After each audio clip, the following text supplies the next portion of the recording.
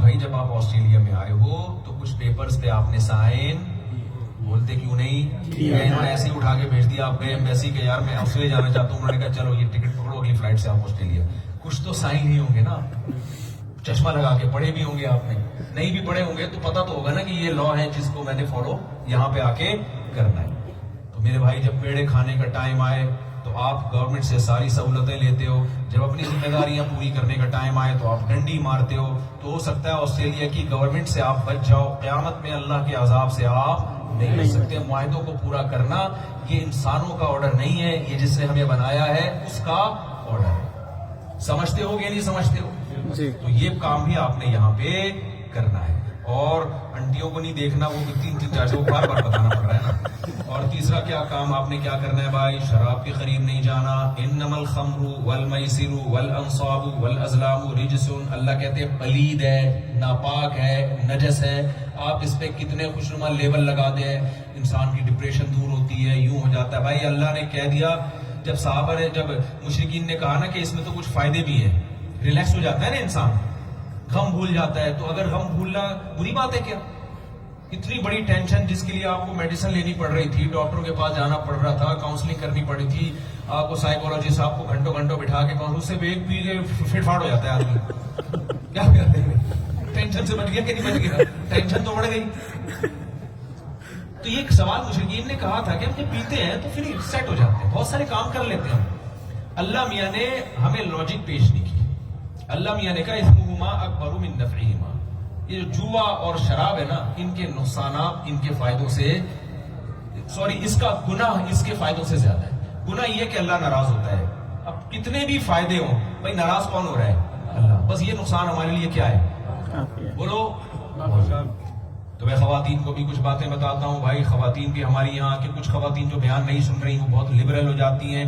وہ جب اس ماحول میں دیکھتی ہیں کہ مردوں اور عورتوں کے حقوق سیم ہیں, یقیناً حقوق دونوں کے سیم ہیں, اس معنی میں سیم ہیں دونوں کے حقوق کہ مرد اگر اپنی ذمہ داری پوری نہیں کرے گا اس کو بھی پوری سزا ملے گی, عورت اپنی ذمہ داری پوری نہیں کرے گی تو اس کو بھی پوری سزا ملے گی. مرد کو مرد ہونے کی بیس پہ اللہ بخشیں گے نہیں کہ چونکہ تو آدمی تھا لہذا تو نے اگر حقوق پہ ڈنڈی مار دی تو چونکہ تو آدمی ہے میں تجھے چھوڑ دوں گا. لیکن دونوں کے حقوق کی نیچر میں بہت فرق ہے. جو اسلام کے علاوہ جو سیکولر اور لبرل طاقتیں ہیں وہ کہتے ہیں بھائی میاں اور بیوی دونوں کیا ہیں؟ سیم. لیکن اللہ میاں کا جو قانون ہے خواتین سے, بہت معذرت کے ساتھ, اللہ میاں نے یہ جو ایک عدد میاں آپ کو عطا فرمایا ہے, اس کو گھر کا سربراہ بنایا ہے. یہ وداؤٹ الیکشن وزیر اعظم بھی ہے, وداؤٹ سلیکشن اور الیکشن یہ گھر کا صدر بھی ہے. نہیں یہ بات بعض دفعہ ہم پہ ہماری مرضی کا صدر اکثر ایسا ہی ہوتا ہے, بعض دفعہ نہیں تو ہمیشہ ایسے ہی ہو رہا ہوتا ہے, نہیں آتا. لیکن جب کوئی وزیر اعظم یا صدر بن جائے تو فالو کرنا پڑے گا کہ نہیں پڑے گا؟ اب لا بنا دیا بھائی لال بتی پہ رکنا ہے آپ نے, گرین پہ چلنا ہے, اور اسپیڈ لمٹ اتنی ہے, آپ کو میں صدر کو نہیں مانتا, یہ میری مرضی کا نہیں ہے. بھائی تو مانے نہ مانے, جب ایک دفعہ سربراہ ہے تو آپ کو لا کو فالو کرنا پڑے گا. تو گھر ایک چھوٹی سی ریاست ہے جس میں اللہ تعالیٰ نے میرے اور آپ جیسے بے وقوفوں کو کیا بنا دیا ہے؟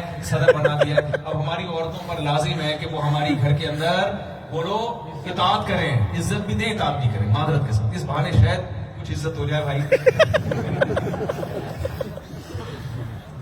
تو عورت پر 2 حقوق ہیں. نمبر 1, سپیریئر گھر میں مرد ہے, عورت بولو نہیں. نمبر 2, جو امیر ہوتا ہے نا اس کو رسپیکٹ دینی پڑتی ہے. عورت کو شوہر کو کیا دینی پڑے گی؟ بولو عزت دینی پڑے گی. آج کل یہ عزت گھروں سے نکل رہی ہے. شوہر کی کیا ذمہ داری ہے؟ ٹوٹلی تمام نان نفقہ اللہ نے مرد کے کندھوں پہ ڈالا ہے. الرجال قوامون علی النساء, فرمایا سربراہ مرد ہے. لیکن دوسری اس کے بدلے میں اللہ نے مرد پہ ذمہ داریاں بھی زیادہ ڈال دی. بھائی ہم نے تمہیں سربراہ بنایا اور تمہاری بیوی